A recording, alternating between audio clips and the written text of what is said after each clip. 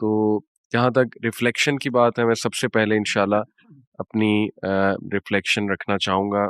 Verse number 37 है हज़रत आदम अलैहिस्सलाम के वाक़ये से। ये है सूरह अल बकरा वर्स नंबर 37, तिलावत करता हूँ।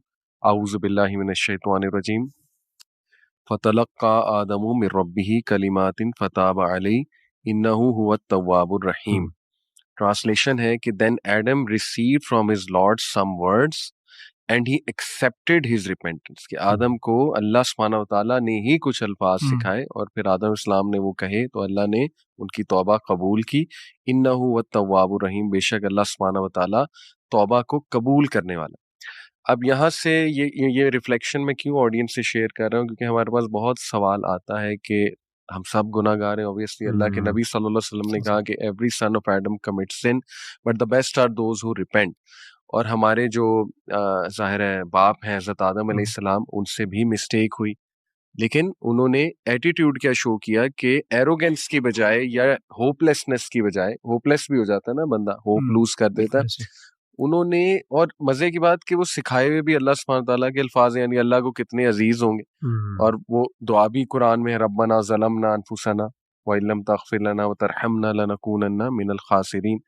तो इसमें मैं कुछ थोड़ा सा रिपेंटेंस के ऊपर मोटिवेट भी ऑडियंस को इंशाल्लाह करना चाहूँगा कि व्हाट इज़ ट्रू रिपेंटेंस, उसकी कंडीशंस क्या है, और ज़रा होप भी दिलाना चाहूँगा। तो सबसे पहले ये आया, इसी के साथ जोड़ूंगा, सूरह माइदा की आयत नंबर 39 है, फमन ताबा मिन बादी ज़ुल्मिही वस्लहा फ़इन्नल्लाह यतूबु अलैहि इन्नल्लाह गफूरुर रहीम। लेकिन जो कोई भी जुल्म के बाद तौबा करेगा और अपनी इस्लाह करेगा तो बेशक अल्लाह सुब्हानहू व तआला उसकी तरफ पलटेगा, तौबा उसकी फॉरगिवनेस, अल्लाह सुब्हानहू व तआला उसको फॉरगिव करेगा। Indeed Allah is forgiving and merciful. तो ये देखें कितना होप अल्लाह ने गारंटी दे दी है कि रेस्ट एश्योर्ड अल्लाह जरूर उसकी तरफ पलटेगा और अल्लाह सुब्हानहू व तआला जरूर उसको माफ करेगा। अब सवाल ये पैदा होता है कि ट्रू रिपेंटेंस है क्या, तो मैं क्विकली इंशाल्लाह उसकी कुछ कंडीशंस बताता हूँ। सबसे पहले ये उलमाए कराम ने बयान की हैं कंडीशंस, कि सबसे पहले the person gives up the sin straight away, कि जिस गुनाह की वो तौबा कर रहा है उस गुनाह को फौरन स्ट्रेट अवे छोड़ दे। फिर नंबर 2 है कि that he regrets what has happened in the past. Regret बहुत जरूरी है और रिग्रेट के फायदे भी बहुत, लेकिन ओवर रिग्रेट फिर प्रोक्रेस्टिनेशन की तरफ ना ले जाए। तो एक हद तक रिग्रेट, नदामत, वो फील करता रहे, आंखों में आंसू भी लाए कि मुझसे क्यों हुआ और मैंने क्यों किया, और जितना सिंसियर वो होगा रिग्रेट में उतना अल्लाह जरूर उसका दिल मजीद साफ करे। Number 3, he resolves not to go back to the thing he has repented from, कि पूरा पुख्ता इरादा करे कि दोबारा नहीं जाएगा। इरादा तो करे ना कम से कम, ठीक है, तो ये बहुत इंपॉर्टेंट है। नंबर 4, अगर तो लोगों के हवाले से कोई उसने हकूक ज़मन किए हैं तो वो उन हकूक को वापस करे, या अगर उन लोगों को पता है कि इस बंदे ने हमें नुकसान पहुंचाया तो उनसे माफी भी मांगे, ठीक है। तो ये चौथा है। और पांचवा है कि that he repents before the agony of death is upon him, और वो तौबा करते रहे यहाँ तक कि मौत उस तक आ जाए, तो तब तक वो तौबा करे।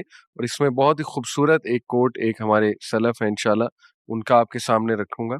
अल क़ुराज़ी, he said it combines 4 things, true repentance combines 4 things. Number 1, seeking forgiveness verbally, इस्तग़फ़ार करना verbally, giving up the sinful physical actions, give up कर देना, resolving in one's heart not to go back to the sin, पुख्ता इरादा दिल में करना, नहीं जाना। और चौथी इंटरेस्टिंग वजह इसीलिए मैंने रखी आपके सामने, and keeping away from bad company, वो तरीके इख्तियार करना कि वो दोबारा उस गुनाह की तरफ, ये तरीका बहुत जरूरी है।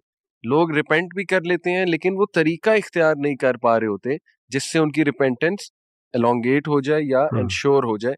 तो ये बहुत ज़रूरी है, ये 4 चीज़ें मैं इसी से भाई एक ना पिछले दिनों एक इब्न क़य्यिम रहमतुल्लाह की किताब पढ़ा था, दावत दवा, बड़ी मशहूर दवाए शाफ़ी जो किताब है, तो उसके अंदर उन्होंने बड़ी खूबसूरत बात की। उन्होंने कहा कि बाज़ औक़ात इंसान जो है वो यानी तौबा करता है तो तौबा के इफ़ेक्ट्स नहीं देखता, यानी वो उससे अमल छूटता नहीं है। तो इंसान सोचता है यार मैंने तौबा की है तो कोई असर नहीं हो रहा मेरे ऊपर।